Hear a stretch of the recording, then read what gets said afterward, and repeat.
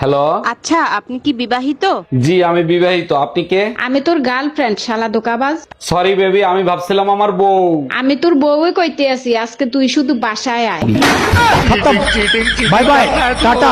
জানো শিলা, পাশের বাসার ভাবি মনে হয় আমার প্রেমে পড়ে গেছে। তাই নাকি? তা তুমি কি করে বুঝলা যে তোমার প্রেমে পড়ে গেছে? কারণ সে যখনই আমাকে দেখে দেখে মুসকি মুসকি আসে। আরে তার জন্য না, উনার ঘরে একটা বান্দরের ছবি আছে, সেই ছবির সাথে তোমার মিল আছে।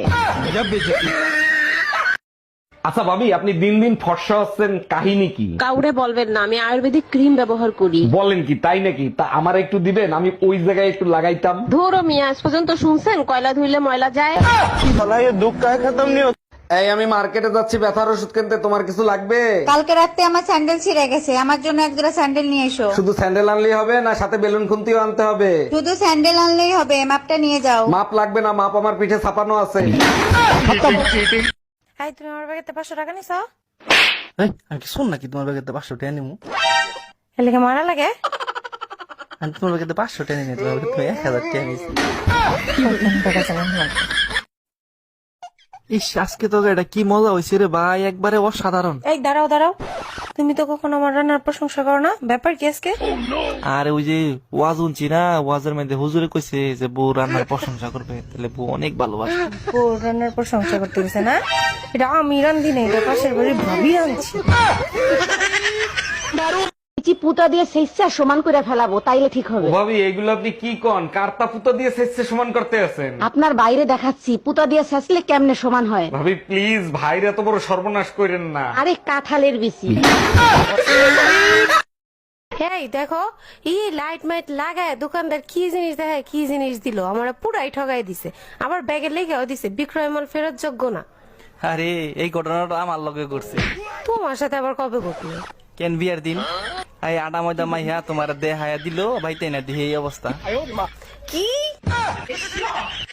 হায় রে, কি জামানা আইছে, মোবাইল ছাড়া বাথরুমে যাওয়া যায় না। আরে আমি একদিন গেছিলাম, আর সেই দিনই জানতে পারছি বুঝলাম না, কি জানতে পারছো? আমাদের বাথরুমে 113 খান টাইলস।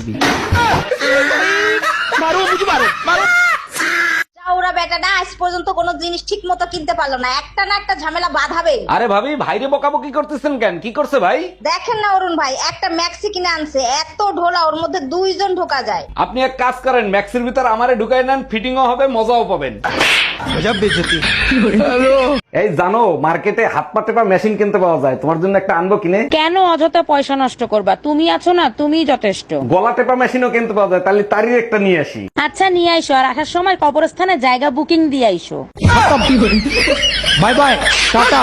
এই গরমে কি রান্না বান্না করা যায়? এই লোকটার আমার জন্য একটুও দয়া হয় না। একটা এসির বিলি তো ঠিক মতো দিতে পারো না, এখন কি বলতে চাও রান্নাঘরেও এসি লাগাই দেবো? সব থেকে বেশি গরম রান্নাঘরে। আমি বুঝি না রান্নাঘরে কেন এসি লাগায় না। যে ঘরের বউ রান্না করে তাদের এসি কেনার ক্ষমতা নাই, আর যাদের ক্ষমতা আছে তার ঘরের বউ রান্না করে না, এর জন্য রান্নাঘরে এসি লাগায় না।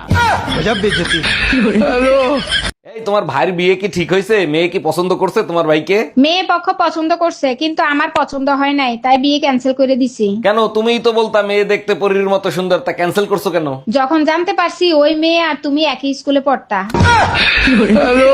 অরুণ ভাই, ভাবছি আমার প্রপার্টি ছেলে মেয়েদের ভাগ করে দেবো। ছেলে মেয়ের প্রপার্টি ভাগ করে দেবেন, খুব ভালো কথা, কিন্তু আপনার তো প্রপার্টিই নেই, তা কি ভাগ করে দিবেন? ফেসবুকটা মেয়ের নামে করব আর ইউটিউবটা ছেলের নামে করব, কেমন হবে বলেন তো? এটা খুব ভালো উদ্যোগ নিছেন। আর ইনস্টাগ্রামটা কারে দিবেন? আজকাল ছেলে মেয়েদের নিয়ে কোনো ভরসা নাই, তাই ভাবছি ইনস্টাগ্রামটা নিজের কাছে রাখবো।